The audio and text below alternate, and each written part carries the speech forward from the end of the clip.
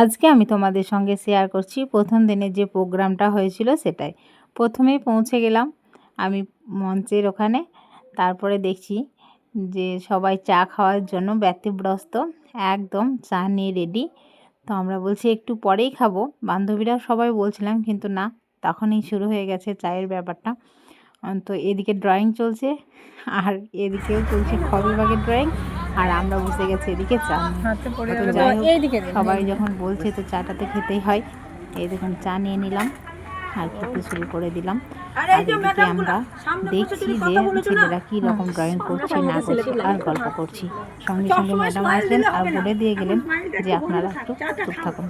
তো বেশ ঠিক আছে, আমরা একটু চুপ থাকারই চেষ্টা করলাম। যে এদের সব ড্রয়িং হয়ে গেছে।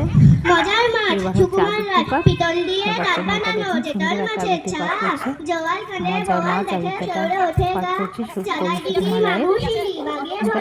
এই একটাই কবিতা ধার্য ছিল ক বিভাগের জন্য, তো একে একে অনেকেই কবিতা পাঠ করলো। এই যে আমার ছেলের এদিকে পাঠ হয়ে গেছে, মায়ের কাছে আমি জিজ্ঞাসা করছি যে কেমন হয়েছে, ও বলছে ঝাক্কাস হয়েছে। দেখা যায় এখন কি হয়, কেমন বললা। এবার আরও একজন বলছে, তো এখন একটা ভালো একটা বাচ্চার প্রতিভাটা দেখুন, যে সবাই যখন দেখছে যে কবিতা আবৃত্তি পাঠ করছে, ও কিন্তু একদমই ছোট, 2.5 বছরের। ও যেটুকু অ আ শিখেছে ও সেটুকুকে নিয়ে আবৃত্তি তো পাঠ করার চেষ্টা করছে। এটাই হচ্ছে একটা গুণ, যে ভালো সঙ্গে থাকলে ভালো হয়। বলে না, আমরা যে বলি পচা আলুর সঙ্গে থাকলে আলু পুড়ে যাবে, সত্যি তাই, ভালো সঙ্গ নিলে কিন্তু ভালোই হয়। আর এদিকে চলে এসেছে ঝালমুড়ি, তো আমাদের বান্ধবী নিয়ে আসছে ঝালমুড়ি আমাদের জন্য।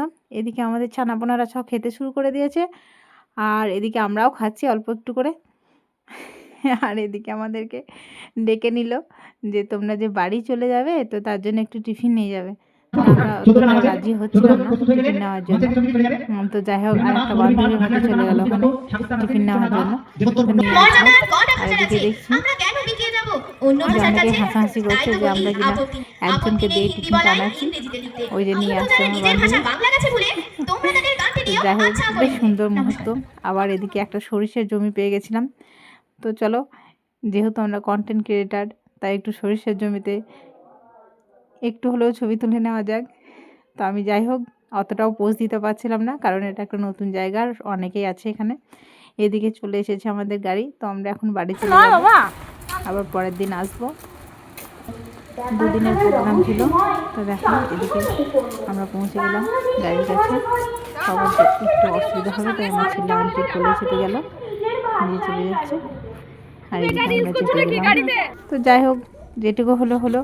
আবার পরের দিন tata bye bye, thank you, ধন্যবাদ অনেক।